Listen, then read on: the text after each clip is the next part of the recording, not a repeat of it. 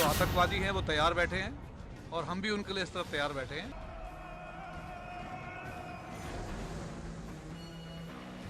कि हम 2.5 फुट जमीन के नीचे उन्हें भेजते रहेंगे।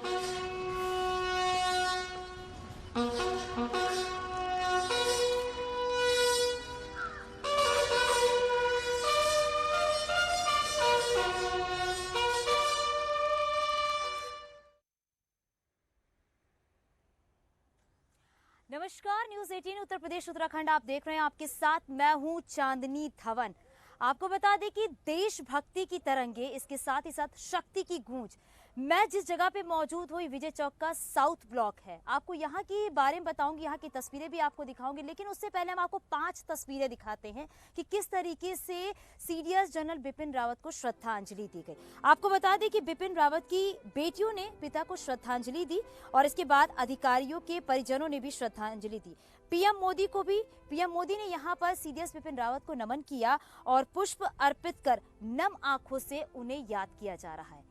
अब आपको बता दें कि ये 5 तस्वीरें हम आपको दिखा रहे हैं कि किस तरीके से आज नम आंखों से सीडीएस बिपिन जनरल रावत को याद किया जा रहा है। ये रक्षा मंत्रालय है जहां पर सीडीएस जनरल बिपिन रावत बैठते थे, जो आज हमारे बीच में नहीं है। यहीं से उनका आना जाना होता था। आज हम आपको उनकी भूमिकाओं की हर वो कहानी बताएंगे और देश को ये जानना बहुत जरूरी है कि सीडीएस जनरल बिपिन रावत कौन थे, उन्होंने देश के लिए क्या कुछ किया है।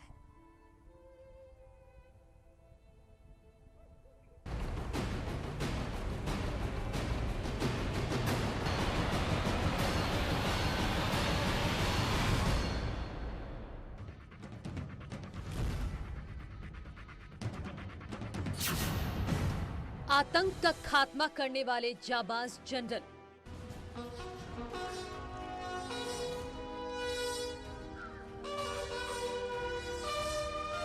हमें अलविदा कह गए।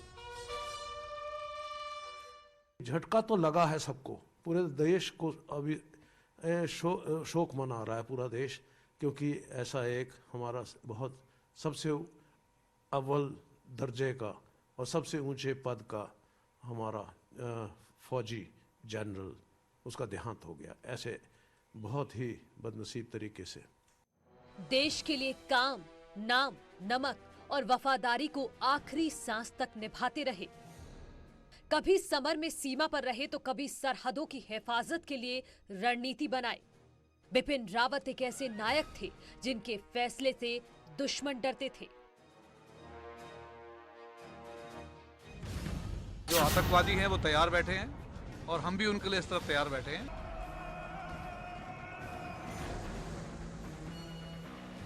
कि हम 2.5 फुट जमीन के नीचे उन्हें भेजते रहेंगे। सेना में सुधार करने वाले जनरल को आज हिंदुस्तान याद कर रहा है, उन्हें नम आंखों से विदा कर रहा है। 8 दिसंबर को जब हेलीकॉप्टर क्रैश की खबर दिल्ली पहुंची तो मानो सबके पैरों के नीचे जमीन खिसक गई।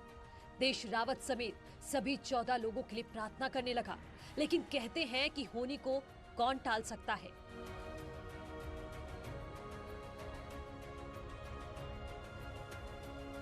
एकदम अनएक्सपेक्टेड, अचानक सडन ऐसी चीज हो जाए तो सबको झटका लगता है। प्रधानमंत्री मोदी, गृह मंत्री अमित शाह और रक्षा मंत्री राजनाथ सिंह जब एक साथ बैठकर इस दुखद खबर पर बात कर रहे थे तो सबकी आंखें नम थी। पीएम मोदी की आंखें बता रही थी कि उन्होंने क्या खोया है। देश के कोने कोने से आने वाली तस्वीरें एक योद्धा को श्रद्धांजलि दे रही हैं। तो हम सबको लगा, हम बिलीव नहीं कर सकते थे कि ये क्या हुआ, और हम यही प्रेयर्स कर रहे थे, भगवान से यही प्रार्थना कर रहे थे कि इनकी जिंदगी बचा दे। लेकिन जो होनी है उसको हम टाल नहीं सकते। बिपिन रावत अब हमारे बीच नहीं है, लेकिन हिंदुस्तान के लिए जो कुछ उन्होंने किया है उसे कभी भुलाया नहीं जा सकता। डिफेंस स्टाफ का जो टास्क कटआउट है वो है तीनों सर्विस को एकजुट होकर सक्षम बनाना, और हम इसी तरफ कार्रवाई करते रहेंगे। बिपिन रावत हिंदुस्तान के पहले सीडीएस बनने से पहले सेना प्रमुख थे। उनके लिए हर दायित्व एक मिशन था और हमेशा देश के लिए मिशन पर ही रहते थे। यही वजह है कि पीएम मोदी ने जनरल रावत को सीडीएस बनाया। मैं आपको ये यकीन दिलाना चाहूंगा कि इसमें आर्मी, नेवी, एयरफोर्स एक साथ टीम वर्क करते हुए कार्रवाई करेंगे। सीडीएस जो है उनके ऊपर नियंत्रण रखेगा, लेकिन कार्रवाई जो होगी वो टीम वर्क के जरिए होगी। एक टीम से कैसे काम लिया जाता है जनरल रावत बेहतर जानते थे। उन्होंने इस बात को कई बार साबित किया। पाकिस्तान की हेकड़ी बंद करनी हो या चीन के चाल को काटना हो, रावत अपनी रणनीति से सबको चित कर देते थे। उनको हम सलाम करते हैं क्योंकि उनका कार्यकाल बहुत अव्वल दर्जे का था। उन्होंने बहुत सराहनीय काम किए, बहुत इनोवेटिव काम किए, बहुत ओरिजिनल थॉट से एक विजनरी थे। मैं जानता हूं उनको बहुत करीब से, हमारे दोस्त थे, और उनकी धर्मपत्नी भी बहुत अच्छी लेडी थी और वो भी अपनी ड्यूटी करने जा रही थी। Ladies army wife welfare association की इंचार्ज होती हैं, वो प्रेसिडेंट थी, तो वो उनके साथ अपनी ड्यूटी करने की जा रही थी, तो इसलिए उनका भी लाइन ऑफ ड्यूटी में ही देहांत हुआ है। रावत के रौबीले अंदाज से चीन को भी डर लगता था। देश की सुरक्षा के मुद्दे पर जनरल बिपिन रावत जब भी सामने आए, एक योद्धा की तरह हुंकार भरते थे और बिना लाग लपेट के दो टूक में पाकिस्तान को उसकी जगह दिखा देते थे। आर्टिकल 370 हटने के बाद पाकिस्तान की बेचैनी पर रावत ने खुलकर बोला था और साफ साफ कहा कि पीओके में पाकिस्तान नहीं, आतंकवादी राज करते हैं।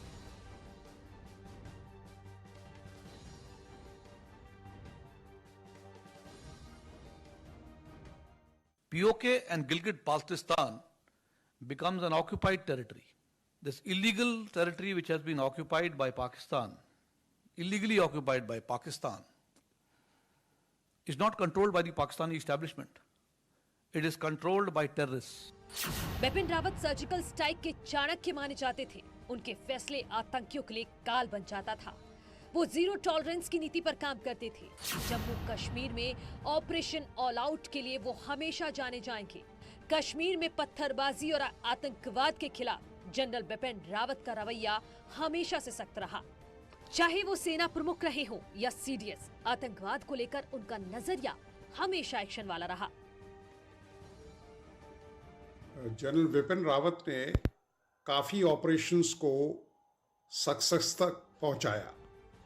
साल 2017 में उन्होंने जम्मू कश्मीर में ऑपरेशन ऑल आउट लॉन्च किया था। इसके बाद 2017 से 2019 के बीच जम्मू कश्मीर में 627 आतंकी मारे गए, जबकि 317 आतंकी जिंदा पकड़े गए थे। जनरल बिपिन रावत न सिर्फ आतंकवादियों के खिलाफ, बल्कि जो उसका समर्थन करते थे उनके खिलाफ भी बेहद सख्त थे।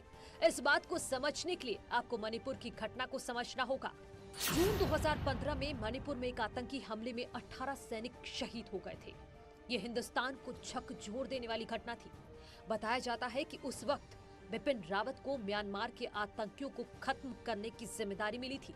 उन्होंने एक रणनीति बनाई और 21 पैरा कमांडो को सीमा पार म्यांमार भेजा।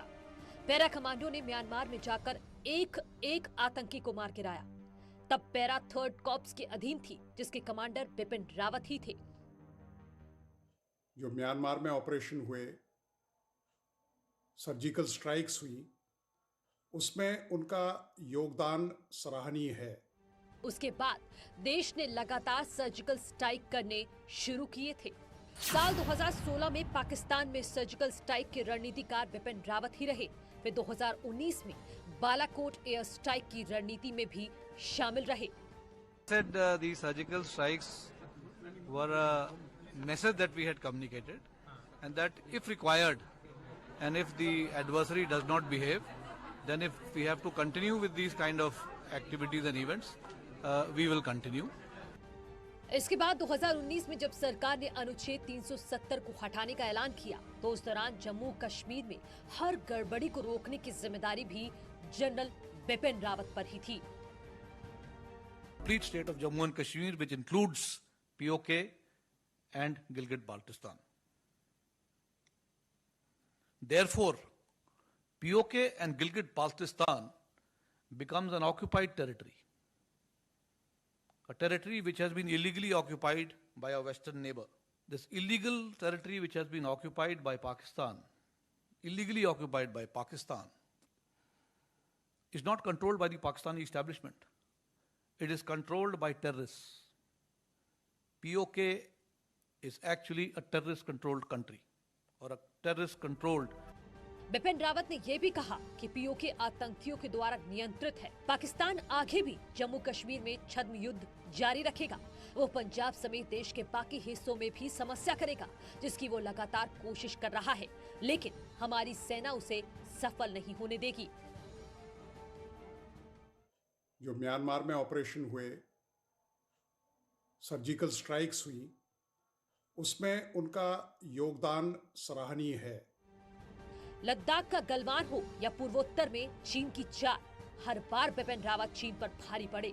चीन के मंसूबों को देखते हुए जनरल बिपिन रावत हमेशा सेना को मजबूत करने का काम करते रहे। हमारे को बहुत गर्व है क्योंकि जिस तरह की कार्रवाई आप कर रहे हैं, ये हमारी सशस्त्र सेनाओं को सक्षम बनाने में मदद करेंगी, क्योंकि इस वक्त हमारे को जरूरत है, हमारे आगे चुनौतियां हैं सीमाओं पर, और इन चुनौतियों का सामना करने के लिए हमें हाई टेक्नोलॉजी सिस्टम की जरूरत है, जो कि जमीनी थल सेना के लिए, हमारी वायुसेना और हमारी समुद्री सीमाओं पर समीक्षा करने वाली जो हमारी नौसेना है, उन सब की काबिलियत को बढ़ावा दे सकते। जैसे कि आप जानते हैं, हमारे प्रतिद्वंदी बड़ी तेजी से टेक्नोलॉजी वॉरफेयर में इस्तेमाल कर रहे हैं।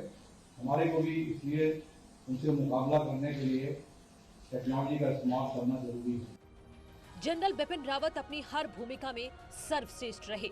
देश हित में हर बड़े फैसले को लेने से बिल्कुल नहीं कतराए। हमेशा देश और सेना को प्रथम रखने वाले जनरल बिपिन रावत हमेशा याद किए जाएंगे, क्योंकि जनरल कभी मरा नहीं करते।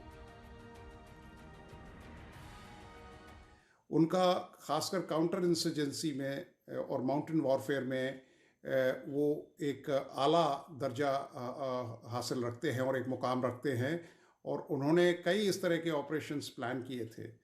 तो थिएटराइजेशन या सिनर्जी ट्राई सर्विसेज में लाने के लिए मुझे लगता है भारत सरकार का जो चयन बिपिन रावत साहब के रूप में CDS के लिए किया गया, वो बहुत ही सराहनीय और काबिल तारीफ़ है, और उन्होंने उसको पूरी तरह से और अच्छी तरह से सरअंजाम भी दिया।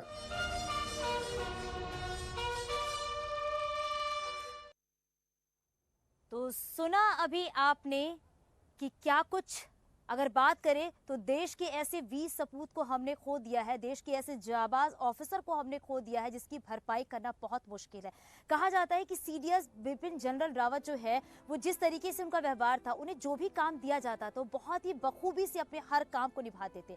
और साथ ही साथ ये है, ये देश के लिए नहीं, डिफेंस के लिए भी एक बहुत बड़ा नुकसान है कि हमने एक ऐसे जाबाज ऑफिसर को खो दिया है जिसकी वाकई भरपाई नहीं हो सकती। लेकिन एक बात आपको समझना होगा कि जनरल बिपिन रावत जो कि आधुनिक सेना के शिल्पकार भी थे, और इसके साथ ही साथ वो आपको बता दें कि सेना की बेहतरी के लिए काम करते थे। इसके साथ ये भी था कि दुनिया के अत्याधुनिक तकनीक को वो भारतीय सेना के लिए मुहैया भी कराते थे।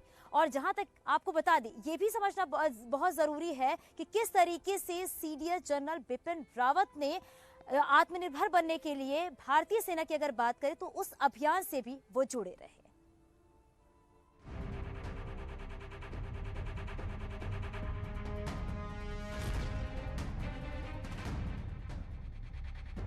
19 में जो सर्जिकल स्ट्राइक हुई, वो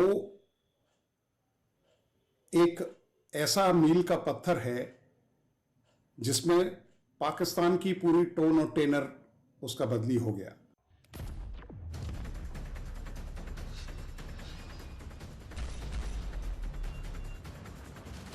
पाकिस्तान ने कभी ये तवक्को नहीं की थी कि भारत इस तरह स्ट्राइक बैक करेगा, और भारत ने विश्व समुदाय को ये बता दिया कि हमारा जो उद्देश्य है वो दहशतगर्दी को ख़त्म करना है, न कि किसी देश पे कोई आक्रमण करना।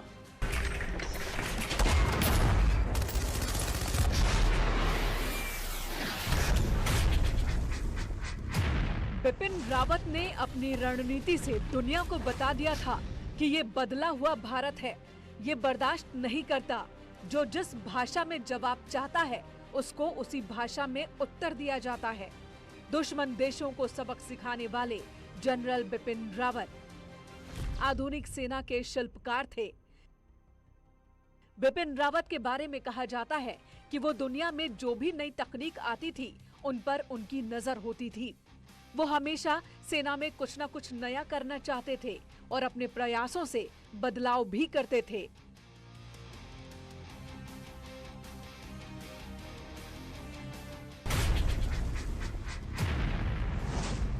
इक्कीसवीं सदी में जब हिंदुस्तान बदल रहा है और सेना के साहस की पूरी दुनिया में चर्चा है, तब इसका एक बड़ा श्रेय जनरल बिपिन रावत को जाता है। जनरल रहते हुए उन्होंने कई ऐसे कदम उठाए जो ऐतिहासिक रहे। उसके बाद बतौर सीडीएस उन्होंने सेना में बदलाव को लेकर कई अहम पहल किए। बतौर सीडीएस आर्मी के हथियारों को अपग्रेड करने के लिए स्ट्रैटेजिक पार्टनरशिप मॉडल पर बिपिन रावत की निगरानी में ही काम चल रहा था। इस मॉडल के तहत सरकार ने प्राइवेट कंपनियों को विदेशी हथियार निर्माताओं के साथ मिलकर फाइटर जेट्स, हेलीकॉप्टर, सबमरीन और टैंकों को साझा तौर पर बनाने की अनुमति दी थी। बिपिन रावत साहब का जो योगदान था वो काफ़ी प्रशंसनीय है और एक एबल लीडरशिप को दर्शाता है। बिपिन रावत हमेशा कहते थे, सेना को समय के लिहाज से आधुनिक करना बेहद जरूरी है। भारतीय सेना में पूरी तरह से महिलाओं को एंट्री दिलाने में बिपिन रावत की भूमिका अहम रही है। अभी तक सेना में महिलाएं तो थीं, लेकिन उनकी भूमिका सीमित थी। वो सिर्फ कुछ पदों के लिए ही चुनी जाती थी। साथ ही उन्हें स्थायी कमीशन नहीं मिलता था। लड़कियां 12वीं के बाद एनडीए की परीक्षा नहीं दे सकती थीं, लेकिन अब ये सब कुछ बदल चुका है। महिलाओं को अब स्थायी कमीशन भी मिलेगा और वो अगले साल से एनडीए की परीक्षा में भी बैठ सकती हैं। माना जाता है कि सेना में महिलाओं के आने को लेकर रास्ता बनाने के लिए बिपिन रावत ने काफी प्रयास किए थे। ऐसे हीरो को उनके ना रहने पर पूरा हिंदुस्तान नमन कर रहा है। Bureau report, news 18। और अभी के इस बुलेटिन में फिलहाल के लिए बस इतना है, लेकिन जनरल बिपिन रावत की अंतिम यात्रा की जो कवरेज है वो न्यूज़ 18 पर जारी रहेगा और हर अपडेट हम आप तक पहुंचाते रहेंगे। के वीर सपूत विंग कमांडर पृथ्वी सिंह चौहान का कल हेलीकॉप्टर हादसे में निधन।